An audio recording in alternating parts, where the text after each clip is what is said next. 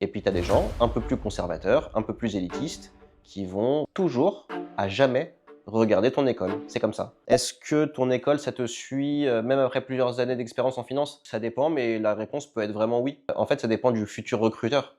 Il y a des gens qui s'en tapent de savoir, ton école si tu as 3-4 ans d'expérience professionnelle sur un truc hyper pertinent pour eux. Et puis tu as des gens un peu plus conservateurs, un peu plus élitistes, qui vont toujours, à jamais, regarder ton école. C'est comme ça. Et malheureusement, tu pourras rien y faire.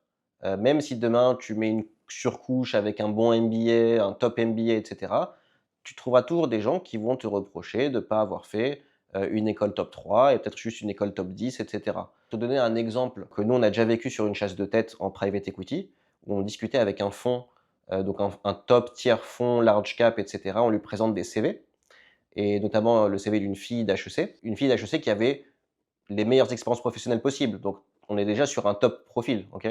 Le recruteur nous dit: «OK, son CV a l'air pas mal, mais bon, elle a QB». Ça, c'est un peu dur, non? Mais ce que je veux dire, c'est que tu trouveras toujours quelqu'un qui te reprochera de ne pas être parfait. La plupart sont pragmatiques et en général, selon ta personnalité et selon ton expérience professionnelle, ils peuvent regarder moins, ton école et c'est quand même la majorité en général.